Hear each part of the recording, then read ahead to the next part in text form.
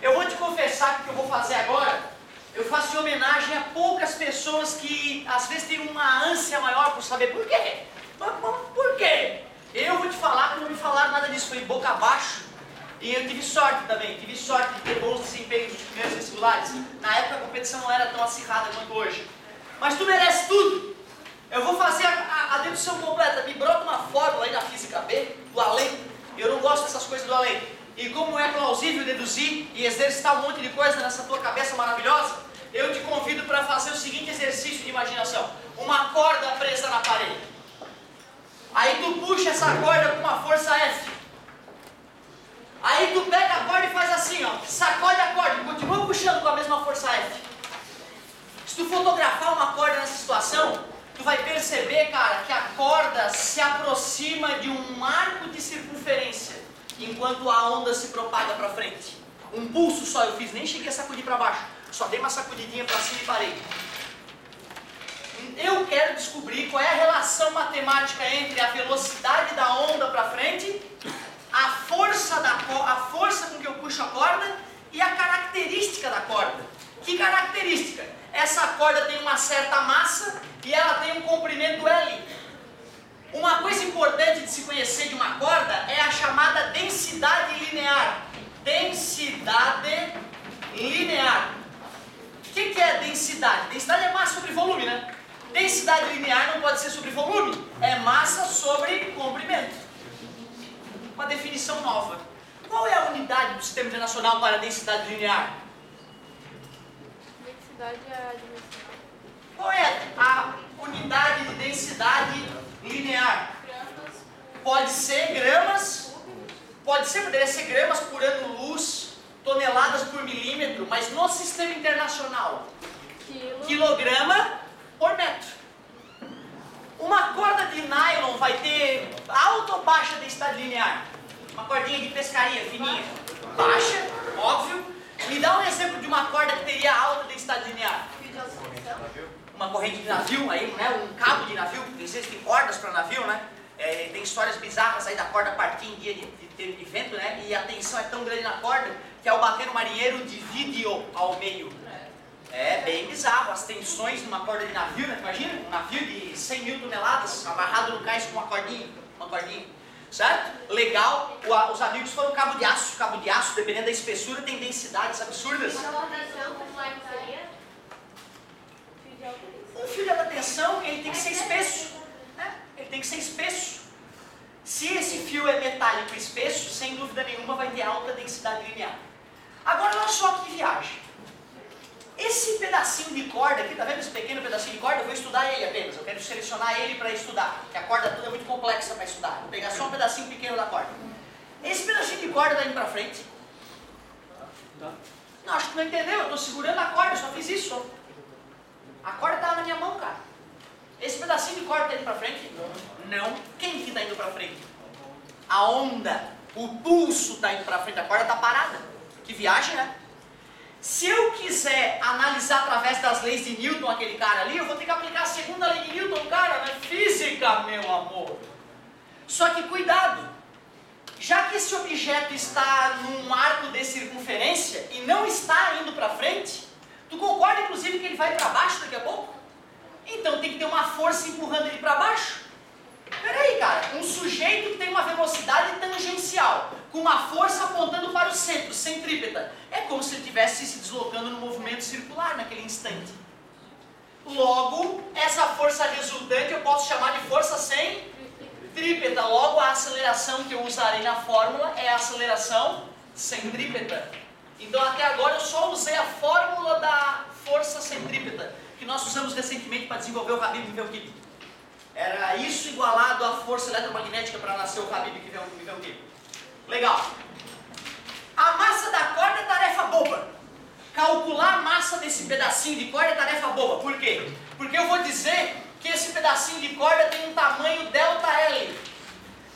Se o comprimento da corda toda tem massa M, um tamanho ΔL dá para calcular a massa dele, né? Eu pego a ideia de densidade linear e o tamanho da corda que eu estou observando é apenas ΔL. Está dividido, passa.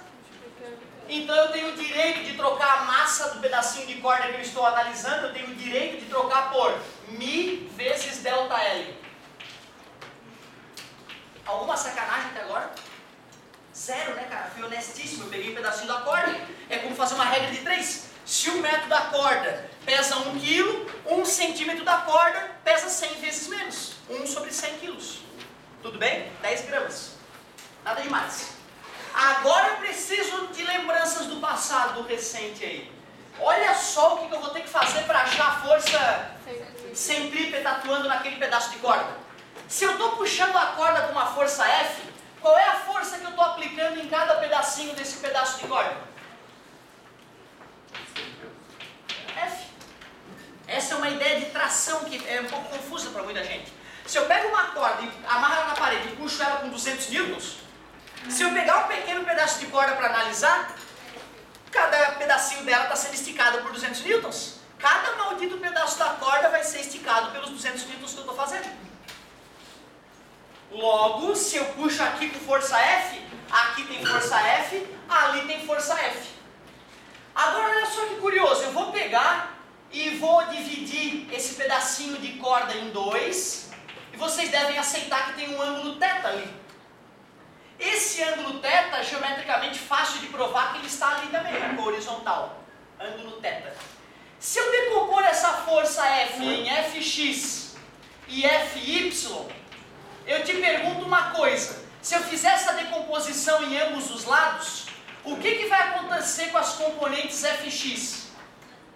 Que legal, se anulam. Se tem Fx para lá e Fx para lá, dá zero. Então quem vai ser a força centrípeta? Fy de um lado é 2Fy. Tem Fy mais Fy atuando para baixo, 2. Nessa hora um colega, peraí, professor, não me explica de novo isso. Eu parei, fiz um corpinho, desenhei 2 forças nesse corpo, disse que essas forças faziam um ângulo θ com a horizontal, decompus em Fx e Fy, Fx, Fy e Fy, e falei para ele, ó, o Fx anula o Fx e Fy mais Fy. Aí, não, óbvio. Tu vê que como o cérebro é safadinho, né? Te mostrar só essa teoria como decomposição de vetores e soma de força resultante é fácil. Botar isso na dedução da corda maluca ali, pô, ferrou já. O cérebro é danadinho. Por mais que fosse simples a ideia, a pergunta é honesta. Vale a pena a pergunta. Como é que decompõe? Como é que acha o Fy? Fy é F vezes seno ou cosseno? Sem ângulo. Parabéns, tu viu que agilidade bonita? Seno de θ. Então, 2 vezes F vezes seno de θ é Mi vezes delta L V ao quadrado sobre R. Bonito? Tem que ter fé. Tem que ter fé. A única coisa que me desagrada nessa equação é aquele seno idiota ali. Não é possível que eu tenha que medir aquele ângulo. Imagina que o trabalho que dá para medir aquele ângulo numa situação real. Tem que fotografar a corda, botar no computador, achar uma circunferência que se encaixe nela. Meu Deus, não. Peraí! Triângulo o que ali?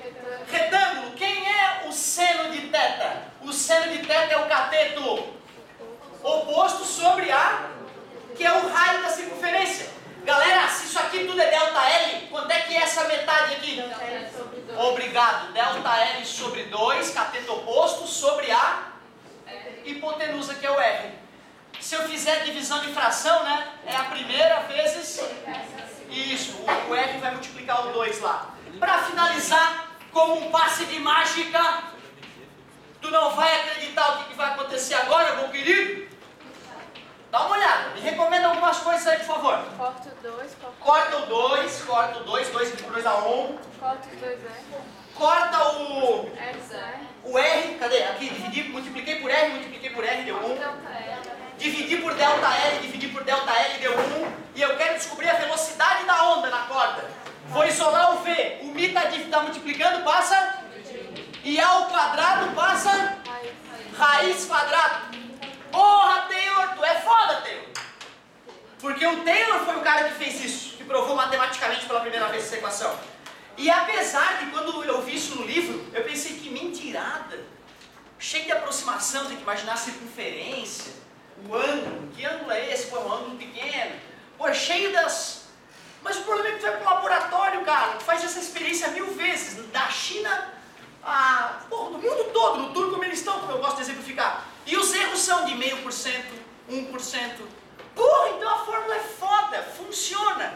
Qualquer luthier sabe que essa fórmula funciona. Para construir um violão, o cara tem que ter conhecimento dessa fórmula. Agora que nós temos a fórmula de Taylor, eu poderia usar os conhecimentos que nós discutimos anteriormente de cordas vibrantes e mostrar qual é a equação para construir o violão. Aí nós vamos finalizar a teoria da física B. Tu sabe que a galera da outra turma estava meio agoniada com a prova? O senhor faz a prova, eu corrigi as 2 da física B e as 2 da física C ali. Vocês vão querer também? Porque eu não sei se vale, entendeu? Porque as questões são famosas, conhecidas, foram previamente avisadas, né? Mas eu posso corrigir, tu vê. Hoje eu tô bem zen. É aquela polêmica lá da UDESC. Isso eu não entendo, como é que pode ser polêmico uma questão da prova? Porque no reforço tinha 2 respostas. Pois é, viagem. Ele ficou de um jeito e depois ficou de outro. Não tem problema, fiquem tranquilos, eu corrijo elas pra vocês. Daí tem que saber como é que faz agora. Vocês não precisam ficar bravos, porque não dá pra acreditar naquela questão. Ela é tranquila, eu resolvi ela pra vocês de certa forma, não foi? Se for pensar, né, eu resolvi ela pra vocês. Mas não deu certo. Ô galerinha, olha só, não fiquem magoados, já vamos fazer essa parte então. Só vamos finalizar com uma seguinte ideia. Corda vibrando, corda de tamanho L. De quantas formas ela pode vibrar? Tem o primeiro harmônico, não é isso? Tem o segundo harmônico, cuidado, o terceiro é para tubo fechado, que pula do primeiro para o terceiro, certo? Aí tem o terceiro, é de 1 em 1. E quantos são as possibilidades? Sei lá, o que a tua mente permitir. Qual é a relação entre o L e o lambda? L igual a lambda sobre 2. 1 lambda sobre 2, segundo harmônico. 2 lambda sobre 2. Terceiro harmônico. 3 lambda sobre 2. Enésimo harmônico. Tá bonito? Essa equação relaciona o tamanho da corda com o comprimento de onda. Essa equação relaciona a velocidade da onda na corda com a força de tração na corda e a característica da corda. E tem a famosa fórmula, equação fundamental das ondas. Se a velocidade é a raiz de F sobre μ, se o lambda pode ser escrito como 2L sobre N, tudo bem? Como é que fica a equação da frequência da corda do violão então? N que multiplica raiz de F sobre μ dividido por... O que eu preciso conhecer do violão para saber a frequência de uma corda específica? O tamanho da corda, o tamanho do braço do violão, claro, né? O baixo, dependendo do tipo de violão, vai ter um tamanho de braço diferente, e aí o traste já vai ficar num lugar diferente, o luthier tem que saber disso. Outra, né? Esse L muda quando tu aperta numa casinha diferente, né? Sem apertar nenhuma casa do violão, a corda fica com o tamanho do braço todo. Apertou a corda num certo lugar, tu diminui o tamanho. Ou seja, para calcular onde vai ficar cada traste, além de habilidade manual de um grande marceneiro, ele tem que ter o conhecimento matemático para saber calcular onde é que vai dar a frequência certa. Além disso, ele precisa depois afinar o violão, né? No final a regulagem era com a força, mas ele também escolheu a densidade linear da corda. Cada corda tem uma espessura diferente e às vezes muda até o material. Concorda comigo? Nylon, aço e tudo mais. Mas o que é o N? É o número do harmônico. E eu te pergunto, quando eu dou uma batida com o dedo na corda, de que formato vibra a corda? No primeiro, segundo, terceiro?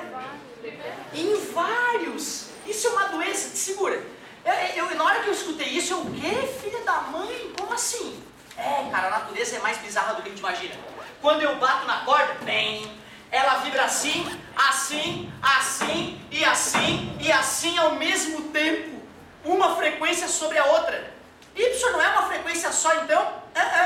É uma sobreposições de frequência. Uma corda só vibrando.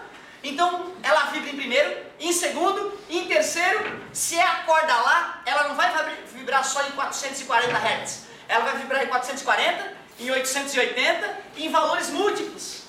Que loucura! Por isso que na hora de afinar o cara aperta de um jeito esquisito na quinta casa, no quinto traste ele dá uma dedilhada esquisita, né? Para fazer ela vibrar num harmônico específico e com diapasão conseguir o uníssono com mais qualidade.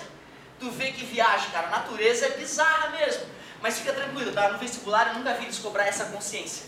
Então finge que é uma coisinha de cada vez. Ou vibra no primeiro, ou vibra no segundo, relaxa. Vamos fingir que é assim. Aí lá depois na faculdade tu recebe essa paulada de que na verdade a corda é uma doença mesmo. Quer saber que doença é essa? Bota lá entre uma piada e outra no YouTube, tu bota lá pra assistir o Super Câmera.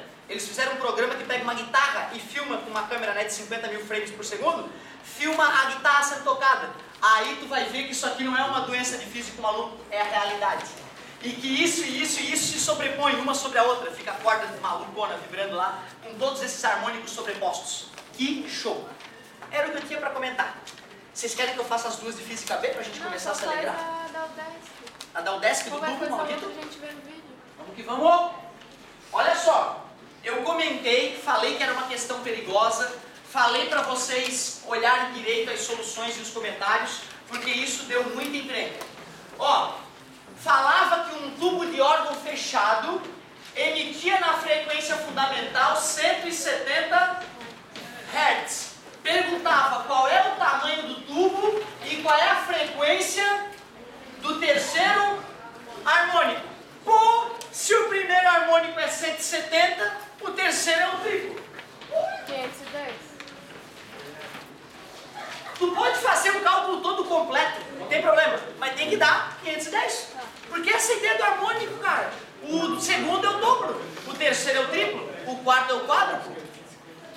Assustador, né? Além disso, eu te falei como é que relacionava o L com o lambda. Como é que relaciona o L com o lambda? É sobre 4. Ah, é sobre 4 porque fez a cesárea, metade do ventre. Quando era ventre, era L sobre 2. Agora que é meio ventre, L sobre 4. é L sobre 4. Lambda sobre 4. Concorda comigo? Mas como é que eu vou achar o lambda? Ah, tá. Beijo pra Oh, velocidade do som no ar, fartamente discutido. Eu quero achar o lambda. A frequência passou dividindo. Achei o lambda. E agora que eu achei o lambda, 2 sobre 4 simplificando, 1 sobre 2, 0,5. Letra? Desculpa, tô surdo? D. Não. Por que aquele outro tá errado? E outro? Porque a natureza é uma só, né? Não, olha só. O colega tinha se confundido com uma solução, mas depois mandou a resposta certa pelo grupo. Certo? Beleza? Aí que tá, gente, ó. Eu já te expliquei isso. Aplicar fórmula é uma coisa perigosa. Se o cara não tem consciência do que é a fórmula, pegar a fórmula pronta e aplicar, é extremamente perigoso. Certo? Mas tu vê, se tu usasse aqueles conceitos básicos que eu te ensinei, tu matava a questão. Por isso que causou revolta em todo mundo. Quando a própria UDESC disse que o gabarito era outro, porra, cara, tinha professor de física falando, pelo amor de Deus, preciso voltar a estudar física, porque meu diploma aqui não vale nada. Porque se eu não souber o que é o terceiro harmônico do tubo fechado, eu tenho que me aposentar. Pelo amor de Deus, fazer esse cálculo perto de uma dedução demoníaca como essa, isso é uma piada. E eu sempre fui um cara muito cabreiro, porque eu sou humano, lembra? Eu erro todo dia. Só que nessa época eu dava aula com um cara que era foda em física, escritor de livro. Aí eu tava indo pra Brusque dar aula, a gente ia junto, e aí ele, porra, Otávio, tu viu a solução da prova da UDESC? Eu, não, cara. Meu Deus, os caras chamaram o terceiro harmônico de quinto harmônico. Uma coisa assustadora, causou um rebuliço na comunidade em função desse erro. E eu te dividi isso contigo. Era só tu ter tomado cuidado, certo? Mas tudo bem, vai dar tudo certo. Professor, Fala, meu. eu não entendi porque, tipo, eu fiz tudo igual, só que chegou na hora de calcular do harmônico, eu fiz errado. Aí eu fiz 3 lâmpadas para cada terceiro. Aí eu não entendi o que só ali na hora de Igual a 1 vezes lambda sobre 4. Ah, tu achou lambda. Mas o L é mais... Sim, mas ele falou, deu o 170 para o primeiro. O 170 do primeiro. Para poder calcular através disso, teria que ter usado o 510 no lugar do... Sacou a ideia? Ah, na trave, uma pena.